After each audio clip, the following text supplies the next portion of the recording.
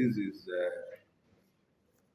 12 years and some few months of me occupying these foreign diaspora leadership seats.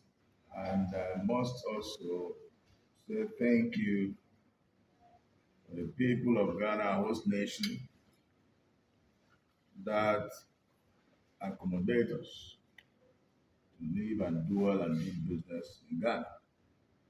I also want to say a big thank you to Ghana Traditional Council that recognize the Igbo throne, the Igbo diaspora throne in Ghana. I'll take you back a little bit. I did not make myself the Igbo throne. The controversy that is spreading around the world in the internet that had to do with the video that I made 2013 as the chairman of the Igbo community has spoken was as a result of trade issue that Nigerians were having then with Ghana Trade Union, GUTA, from 2012 to 2013 thereabout, when the GUTA asked Nigerians to leave the local market as the trade law established that foreigners are not supposed to be in a retail market in the retail goods in the local market. Now, as of that time, we had a lot of in and out of meetings with the trade ministry.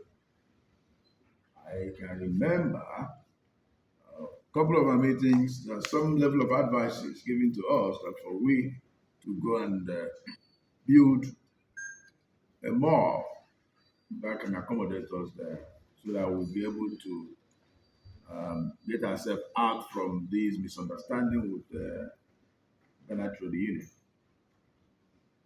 Then we started thinking on how to develop the vision of getting a mall for ourselves. Then we thought of having these along Aflawo Road. There is a good relationship we had with Nene Tepe, the paramount king of Ningo Prampa.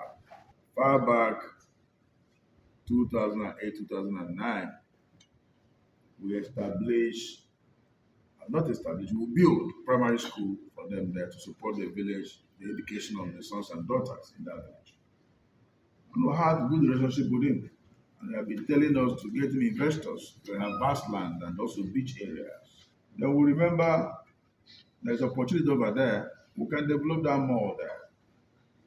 We went to him for this beautiful idea. And we discussed this with him. And there, more idea come out of us. The idea of developing Igbo village as a business hub area. We discussed this with him, and the king was very happy for such vision, for such, it's like an estate to come into his kingdom. He told us he can even offer us 200 acres of land. Not offer for free, but, for we to buy. We said it's too much. He said 100. We said 50 is okay for us. And he made his boys to go show us the land. We had videos, we had pictures. We come back to him, agreed on terms of payment. And we agreed the payment to take place in tranches, 3 months. Then we came back. A week after, I had TV interview like as we are here, just like my president said. During that interview, I said, we acquire 50 acres of land. We all want to build Igbo village and talk about the vision. Remember, this is an agreement with the king. For 3 months' time, we have to go for payment. 3 months' time, we went in for payment, and the king told us there is litigation over the land. We should hold our money. When he finished the litigation, we'll pay. We keep going and out from 2013 to 2012, 2014. He could not round up his litigation. Along the process, we are fed up of in and out. We forget about that project. Though sometimes we talk about the vision. That is how this project, we left it. The video you are seeing on the internet that I said we build Igbo village was made 2013, 12 years ago. If you look at my age now, my age then, that time no small beer. And then you can see the video how young I was then, 12 years ago. Now, we have no piece of land acquired in Igbo Pram Pram for that project because it did not come to pass. Nowhere in Ghana we bought land for Igbo village till now, till tomorrow.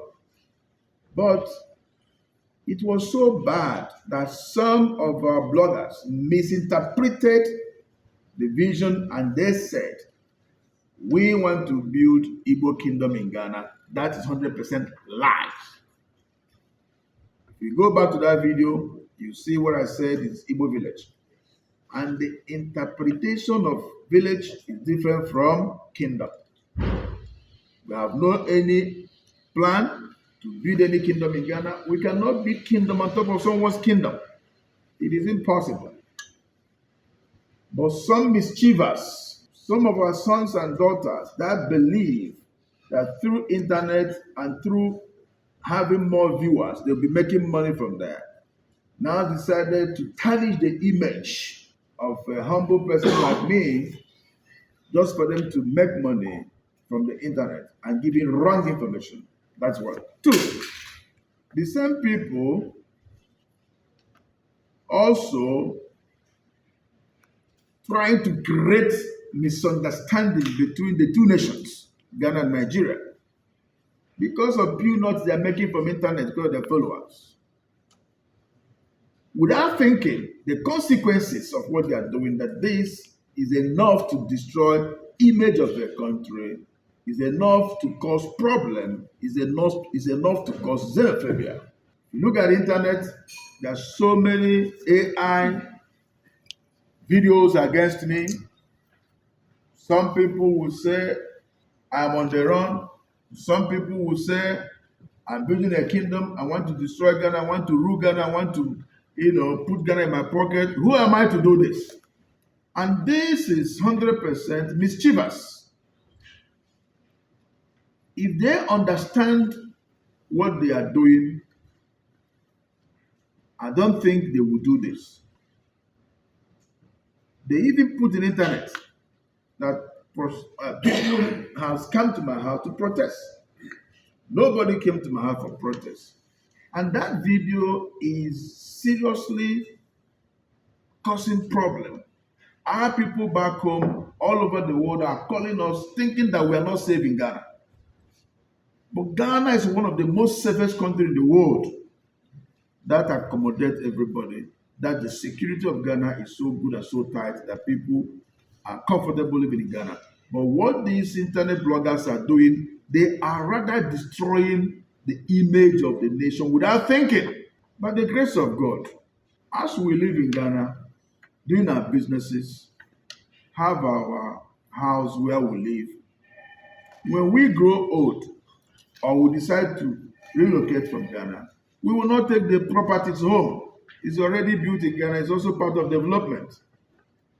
And we have businesses. We will not be part of anything that will destroy the nation.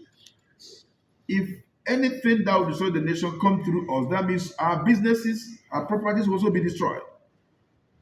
A progressive man protects what belongs to him. In our various homes, when you buy a pencil, give to your children. This is yours, this is yours. Sometimes they write their names on the pencil. If the other person take the pencil, the other one get angry because I'm taking his pencil.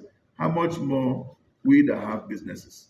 So I want to let the world know that every stories they are putting out there is not a real story. Thank God you will hear from that video clearly that is the village we are talking about. That was a vision for 12 years ago. So there's no existence of such. Then, remember, I also married a Ghanaian for 28 years with 5 biological children and other adopted children that are also Ghanaians. Where on earth you think that I will be a part of destruction or a part of uncomfortable for the host nation when I have my seed here, being my children? They're Ghanaians and also Nigerians, but the first identity of them are Ghanaians. I felt so bad when some bloggers will be saying that Igbo should go, Igbo should go, we don't want him in Ghana. Are you also sacking my wife, your daughter? Are you also sacking my children, your children? Are you also sacking my business? Are you also taking away my property, being my house? But I don't blame the people of Ghana. Heaven bear me witness. I blame those mischievous that are trying to make money from internet to cause trouble. Our brother Cyrus made a statement 24 hours after this problem he created. Cyrus, is the one that created this problem in Ghana. He said 24 hours after his video, his followers, his viewers is over 600,000. 600,000. That means you want to make money from the destruction of somebody's image. You are looking for followers, then you want to destroy somebody's image. I want to use the opportunity to tell the youth of Ghana, please, don't allow yourself to be used by a mischiever who is touching the emotions of the people for them to go into destruction over Nigerians' property. If at all you go in to do that, while you are doing that, he'll be taking the footage of what you are doing to put also in his platform. I'm making my money, and you are there to destroy. So please, the youth of Ghana, I plead with you people not to engage yourself in this kind of situation that somebody is provoking you to get into that. Ghana is a peaceful nation. As long as I'm concerned, I remain loyal to this country, Ghana, and the entire Igbos in Ghana. We are submissive to the authority of this nation. I also want to say apologies to His Excellency John Dramani Mahama and all the traditional institutions in Ghana for these fake news that has given wrong image of Ghana in the world as if Ghanaians are sacking Nigerians, which is never true. Every video you saw on the internet is all about cut and join, AI. So please, be rest assured that Igbos that live in Ghana, we are law-abiding citizens. The nation must be concerned about it to know, to hear from me. The NIB, that is the previously BNI, came here last week Thursday, and they invited me to come on Monday by 10 a.m. that the Director General wanted to see me and have interaction with me. I went there on Monday 10 a.m. Then before then, I also had a call from National Security for invitation to come on Monday by 2 p.m. I went there on Monday I went to see the NIB. I sat with them and questions were put to me and I clarified them, what I just told you about the land. And I put my statement. And I also went there with Nigeria Consulate because Nigeria as a nation are concerned in these fake news going around because Nigeria High Commissioner knows me, knows the Igbo community, and what we are doing as regards to promotion of our culture and tradition. Then we moved to national security by invitation. And they also had their interaction with me, questions and answers with me. And several hours was spent there with them, and bail was given to me. So nobody came to arrest me.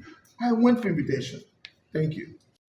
With the foreign minister of Ghana 2 days ago, Honorable Minister Samuel Okujoto Ablakwa.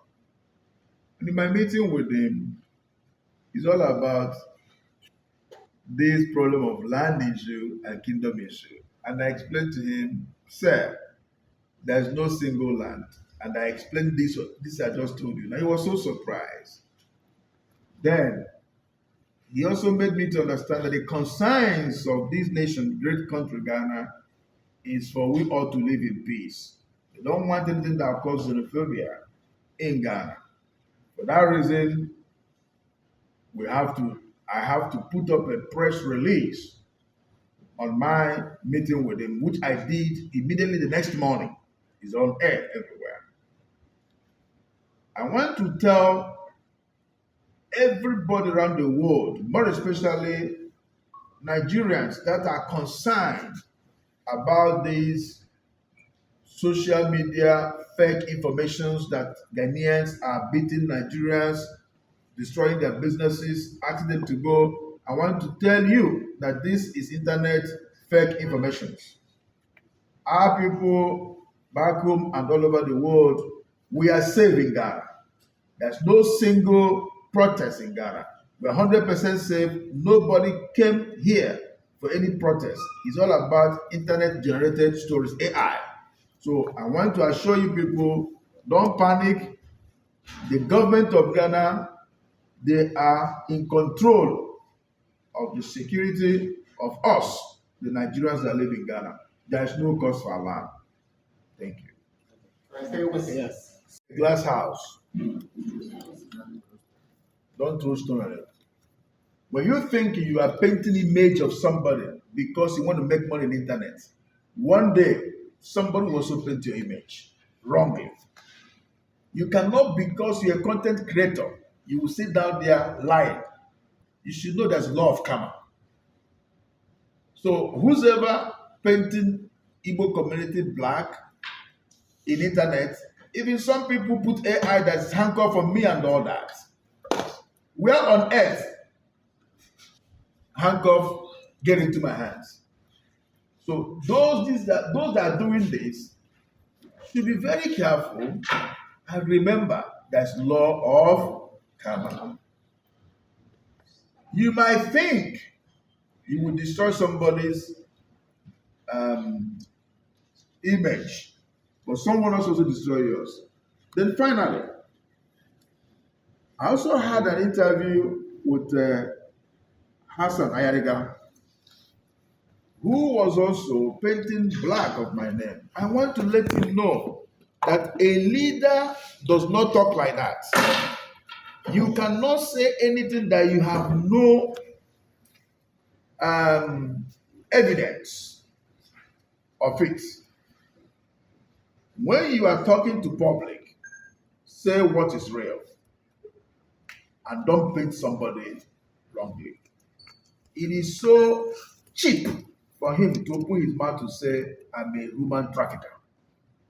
But I want him to put those things, those his evidence together, and the time will come, he will let me know how he's saying that I'm a human trafficker.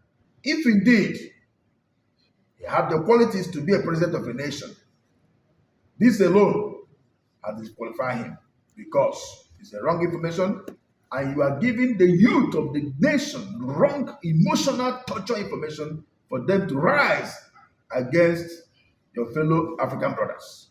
We are all travelers. I believe he's also lived abroad. If somebody raised allegation for him like that abroad, will he exist there? He cannot exist there.